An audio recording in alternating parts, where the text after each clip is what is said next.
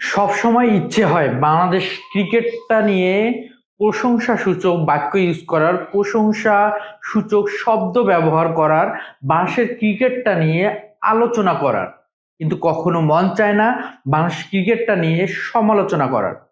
কিন্তু বাংলাদেশের ন্যাশনাল টিমের যে হতচ্ছাড়া পারফরমেন্স, যে ধারাবাহিকতার অভাব, আর একটা টিমের তখন ধারাবাহিকতার অভাব যখন হবে তখন সেই টিমটা থেকে আপনি বড় কিছু আশা করতে পারেন না।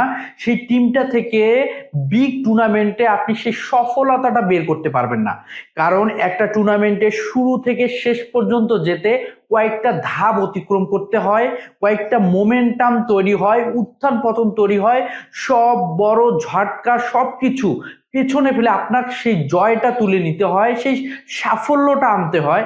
আপনার সেই রিদমটা থাকা দরকার, সেই উদ্যমটা থাকা দরকার।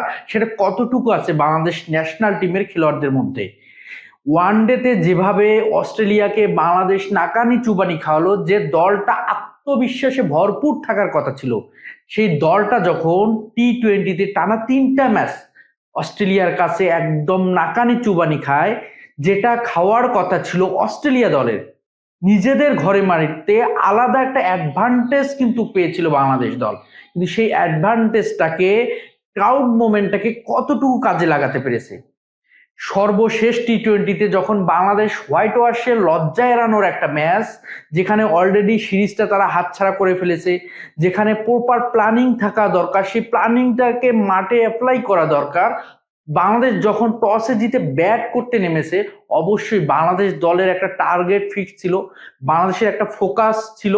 সেই ফোকাসটা কি হওয়া দরকার ছিল, বাংলাদেশ 200, 180, 190 রান করবে, কিন্তু সেই দলটা যখন 109 রানে গুটিয়ে যায়, সেই দলটা যখন 36 রানে 5 উইকেট পড়ে যায়, সেই দলটা যখন প্রথম 10 ওভার রান রেট 5-এর উপরে নিতে পারে না, টি-20 খেলতে নেমেছে অস্ট্রেলিয়ার বিপক্ষে। টপ অর্ডার মিডিল অর্ডার মিলে 5 জন ব্যাটার যখন মিলে মাত্র 13 রান করেন, পুরো ব্যাটিং লাইন আপে যখন 9 জন ব্যাটার সিঙ্গেল ডিজিটে আউট হন, তখন আর কি বা বলার থাকে? কোনো কিছুই বলার নেই, কোনো কিছুই এই দলটার নিয়ে করার নেই, আশা করার নেই, প্রত্যাশা করার নেই। বাংলাদেশ এভাবে হতচ্ছাড়া পারফরমেন্স, ধারাবাহিকতার বড়ই অভাব। আপনি এখানে কাকে দোষ দিবেন? বাংলাদেশের অধিনায়ককে দোষ দিবেন? বাংলাদেশের কোচিং স্টাফদের দোষ দিবেন? দিয়ে লাভ নাই।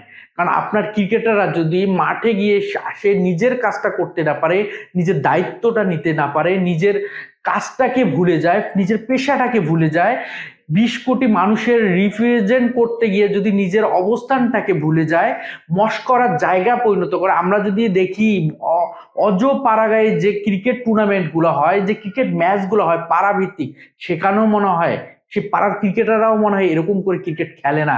এরা যেভাবে ন্যাশনাল টিমকে একটা খামখেয়ালির জায়গায় পরিণত করেছে। অস্ট্রেলিয়ার বিপক্ষে যখন তানজিদ হাসান তামিমের উইকেটের পতন, ইমনের উইকেটের পতন, সাইফের উইকেটের পতন, একদিকে সাইফের যখন 9 বলে 1 রান, একদিকে হচ্ছে ইমনের 13 বলে 1 রান, টি-20 খেলতে নেমেছে 13 বলে 1 রান।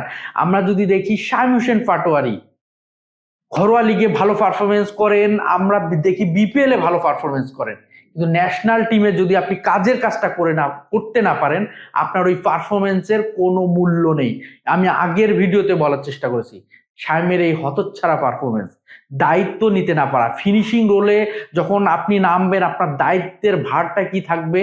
যেখানে অস্ট্রেলিয়া টিম 110 রান তাড়া করতে নেমে বাউন্ডারি থেকে তারা বের করেছে 80 রান, একাই ম্যাচের ব্যবধানটা করে দিয়েছে মিচেল মার্শ, 28 বলে 60 রানের ইনিংস খেলে 112 রান করেছে 11 ওভারে।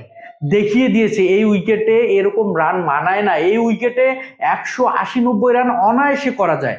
সে ব্যাটিংটা প্রদর্শন করে, সেটা আবারও প্রমাণ করেছে তাওহিদ হৃদয়, 51 বলে 61 করেছেন, কিন্তু সেই যোগ্য সাপোর্টটা দেওয়ার মতো কেউ ছিল না। হয়তো তাওহিদ হৃদয় আরো ভালো কিছু করতে পারতেন।